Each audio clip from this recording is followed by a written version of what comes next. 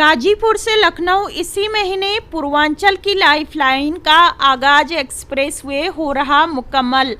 2022 के विधानसभा चुनाव से पहले योगी सरकार पूर्वांचल एक्सप्रेसवे को शुरू करने की तैयारी कर रही है। एक्सप्रेसवे का लोकार्पण और डिफेंस कॉरिडोर के अलीगढ़ नोड का शिलान्यास इसी महीने कराने की तैयारी है। इंडस्ट्री विभाग के एक अधिकारी के मुताबिक इन दोनों परियोजनाओं का लोकार्पण और शिलान्यास प्रधानमंत्री नरेंद्र मोदी कर सकते हैं। पूर्वांचल एक्सप्रेसवे का निर्माण लगभग पूरा कर लिया गया है। एक्सप्रेसवे पर एमिनिटीज की व्यवस्था के लिए यूपीडा काम कर रहा है। कुछ एमिनिटीज के लिए टेंडर भी मांगे गए हैं।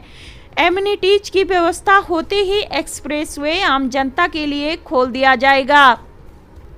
340 किलोमीटर लंबा पूर्वांचल की लाइफलाइन 23,000 करोड़ रुपए की लागत से बनने वाले 340 किलोमीटर लंबे इस एक्सप्रेसवे को पूर्वी यूपी के लिए लाइफलाइन कहा जा रहा है। यह एक्सप्रेसवे लखनऊ से गाजीपुर को जोड़ने के साथ ही अवध और पूर्वी उत्तर प्रदेश के 9 जिलों से होता हुआ गुजरेगा। इस एक्सप्रेसवे से लिंक रोड के जरिए गोरखपुर और वाराणसी जैसे अहम शहर जुड़े रहे हैं। इसकी शुरुआत लखनऊ सुल्तानपुर रोड NH 731 पर स्थित गांव चांद सराय से होगी और गाजीपुर जिले के हैदरिया गांव पर यह खत्म होगा। हैदरिया गांव यूपी और बिहार की सीमा से महज 18 किलोमीटर की दूरी पर स्थित है।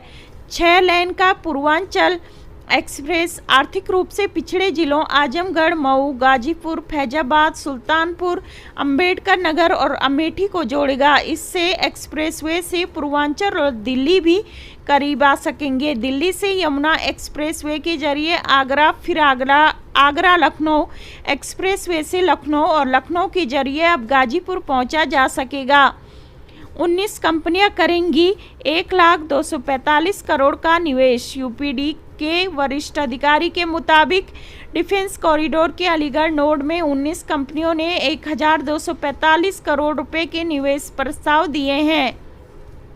यूपीडा अलीगढ़ में डिफेंस कॉरिडोर के लिए निवेशकों को 55.4 हेक्टेयर से अधिक जमीन आवंटित कर चुकी है। कंपनियों के निवेश के बाद हजारों की संख्या में युवाओं को नौकरियों के अवसर मिलेंगे। यहां निवेश करने वाली कंपनियां डिफेंस से जुड़े उत्पाद बनाएंगी। युवाओं के रोजगार के अवसर मुहैया हो सके, इसके लिए ट्रेनिंग प्रोग्राम भी चलाए जा रहे हैं। यूपी में निवेश करेंगी नीदरलैंड्स की कंपनियां। नीदरलैंड्स की कंपनियां प्रदेश में agro and processing, urban infrastructure, electronics, leather and textile और रिन्यूएबल एनर्जी के सेक्टर में निवेश करेंगी।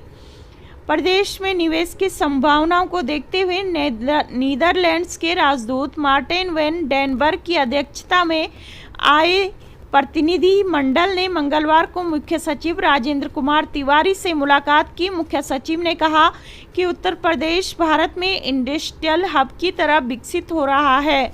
उन्होंने प्रतिनिधिमंडल को प्रदेश के इंफ्रास्ट्रक्चर और प्रोजेक्ट्स की जानकारी भी दी। अपर मुख्य सचिव अवस्थापना एवं औद्योगिक विकास अरविंद कुमार, सचिव नगर विकास अनुराग यादव, सचिव लोक निर्माण समीर वर्मा आदि मौजूद रहे। रिपोर्ट RPS समाचार।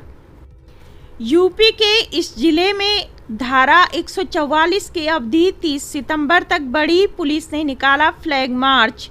आगामी त्योहारों को ध्यान में रखते हुए सुरक्षा व्यवस्था और कानून कोरोना वायरस संक्रमण को फैलने से रोकने के लिए गौतम बुद्ध नगर में 30 सितंबर तक धारा 144 लागू बढ़ा दी गई है। इस दौरान नियमों का उल्लंघन करने वालों पर कड़ी कार्रवाई की जाएगी। वहीं धारा 144 की अवधि बढ़ने के बाद नोएडा पुलिस ने सभी थाना क्षेत्रों में फ्लैग मार्च निकाला। इस दौरान के पुलिस अधिकारी सहित सभी थानों की टीम मौजूद रही।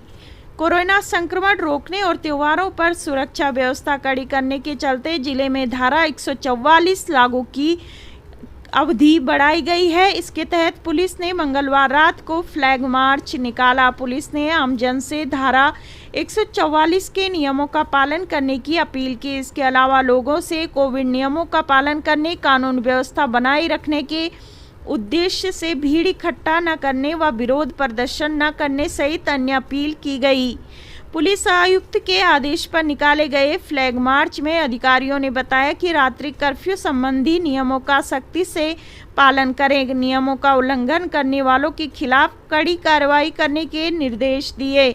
पुलिस ने मास्क पहनने और सोशल डिस्टेंसिंग का पालन करने की अपील की। इसके साथ ही बिना वजह रात को घर से बाहर न निकलने की हिदायत दी गई।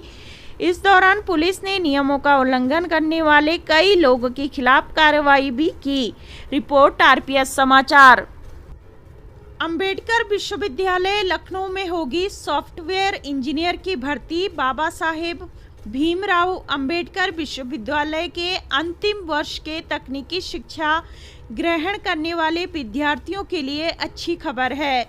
विश्वविद्यालय के प्लेसमेंट सेल द्वारा CINRF टेक्नोलॉजी लिमिटेड कंपनी की ओर से लगने वाले ऑनलाइन रोजगार मेले के माध्यम से सॉफ्टवेयर इंजीनियर सहित कई अन्य पदों पर भर्तियां की जाएंगी। खबर विस्तार से।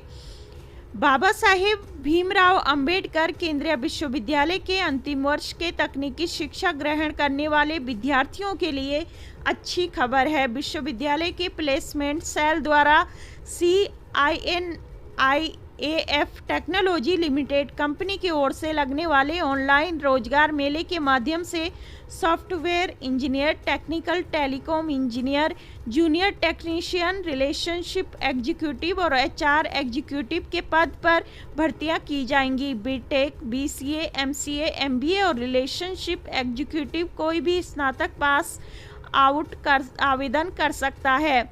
इच्छुक विद्यार्थी विश्वविद्यालय की वेबसाइट पर जाकर अपना पंजीयन करवा सकते हैं। प्रवक्ता डॉक्टर रचना गंगवार ने बताया कि कुलपति प्रोफेसर संजय सिंह के मार्गदर्शन में समय समय पर ऑनलाइन रोजगार मेला लगाया जाता है।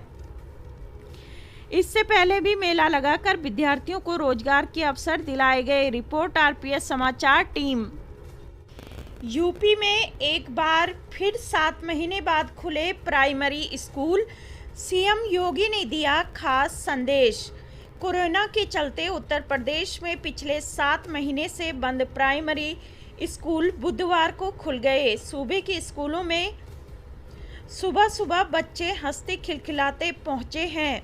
ग्रामीण इलाकों में पिछले काफ़ी समय से लोग चाहते थे कि स्कूल खुले, लेकिन कोरोना की तीसरी लहर की आशंका के बीच सरकार यह फैसला नहीं ले पा रही थी। बहरहाल कई एक्सपर्ट की सलाह के बाद सरकार ने 1 सितंबर से स्कूलों को खोलने का फैसला ले लिया।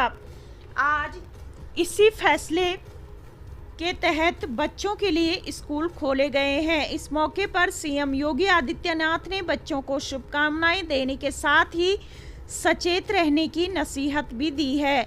सीएम ने एक ट्वीट के जरिए शिक्षकों से भी सभी बच्चों का ख्याल रखने का आग्रह किया है। सीएम ने अपने ट्वीट में लिखा, कोरोना महामारी के कारण पिछले 7 माह से बंद विद्यालय आज 1 सितंबर से पुनः प्रारंभ हो रहे हैं।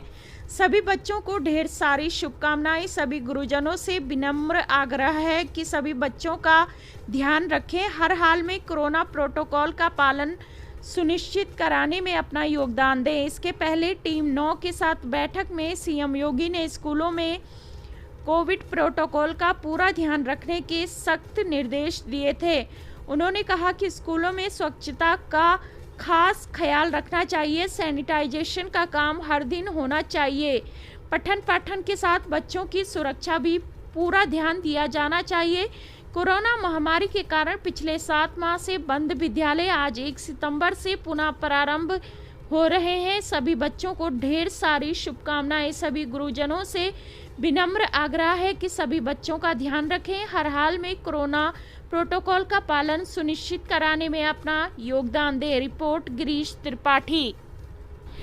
परसप्पा ने बाइक लेकर पैदल निकाला जुलूस। प्रगतिशील समाजवादी पार्टी परसप्पा ने बढ़ती महंगाई के खिलाफ बाइक लेकर पैदल जुलूस निकाला। बाद में कलेक्ट्रेट पहुंचकर प्रधानमंत्री को संबोधित ज्ञापन अतिरिक्त मजिस्ट्रेट को सौंपा। जिलाध्यक्ष सतीश शुक्ला के नेतृत्व में पदाधिकारी व कार्यकर्ता सिंचाई विभाग गेस्ट हाउस में एकत्रित हुए। यहां से बाइक लेकर पैदल जुलूस के रूप में कलेक्ट्रेट पहुंचे। जिलाध्यक्ष ने कहा कि पिछले 1 वर्ष से पेट्रोलियम पदार्थों के दाम बढ़ते जा रहे हैं। पेट्रोल 100 के पार हो गया है। डीजल व रसोई गैस के दाम भी बेतहाशा बढ़ रहे हैं। इसमें किसानों, व्यापारियों से लेकर आम जन के हितों पर विपरीत प्रभाव पड़ा है।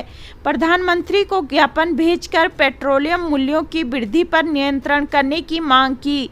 इस दौरान राष्ट्रीय प्रवक्ता आरएन सिंह, प्रभारी हरिशंकर यादव, प्रमुख महासचिव आलोक निगम, ललित यादव, यतेंद्र शुक्ला, राजन चंदेल व शीबा खान उपस्थित रही।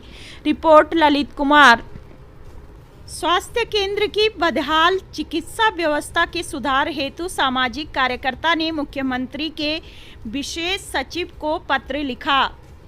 बांगरमऊ स्थानीय सामुदायिक स्वास्थ्य केंद्र की बदहाल चिकित्सा व्यवस्था के सुधार हेतु सामाजिक कार्यकर्ता फजलुर रहमान ने मुख्यमंत्री के विशेष सचिव को पत्र लिखा है। पत्र को संज्ञान में लेकर विशेष सचिव ने अपर मुख्य सचिव चिकित्सा एवं स्वास्थ्य से आख्या मांगी है। प्रेषित पत्र में फजलुर रहमान ने कहा है कि स्थानीय सामुदायिक स्वास्थ्य केंद्र में विशेषज्ञ चिकित्सक, एक्सरे, अल्ट्रासाउंड आदि जांचों की सुविधा उपलब्ध न होने के चलते मामूली मरीजों को भी यहां से रेफर कर दिया जाता है। इसलिए अधिकांश मरीज इलाज के लिए निजी अस्पतालों एवं जांच के लिए निजी पैथोलॉजी का रुख करते हैं, जहां वह भारी कीमत चुकानी पड़ती है। पत्र में कहा गया है कि इस क्षेत्र में लखनऊ आगरा एक्सप्रेस वे व अन्य मार्गों पर प्राय मार्ग दुर्घटनाएं होती रहती हैं। सड़क हादसे के घायलों को भी उपचार के लिए यहां लाया जाता है। स्थानीय कोतवाली व बेहटा मुजावर थाना क्षेत्र में होने वाली मारपीट की घटनाओं के घायलों को भी यहां भर्ती कराया जाता है, लेकिन यहां के सामुदायिक स्वास्थ्य केंद्र में विशेषज्ञ चिकित्सक एवं जांच की सुविधाएं उपलब्ध न होने के चलते यहां के चिकित्सक मजबूरन मरीज को रेफर कर देते हैं। पत्र में कहा गया है कि आश्चर्यजनक तो यह है कि करीब 3 लाख की आबादी के इलाज हेतु बनाए गए इस सामुदायिक स्वास्थ्य केंद्र में हड्डी, नाक, कान, गला, आँख, चेस्ट, हृदय रोग, उदर रोग, बाल रोग व महिला रोग विशेषज्ञ एक भी चिकित्सक तैनात नहीं है, जिससे मामूली मरीजों को भी इलाज के लिए बाहर जाना पड़ता है। पत्र को संज्ञान लेकर मुख्यमंत्री के विशेष सचिव प्रथमेश कुमार ने अपर मुख्य सचिव चिकित्सा एवं स्वास्थ्य से आख्या तलब की है। रिपोर्ट जमीर खान।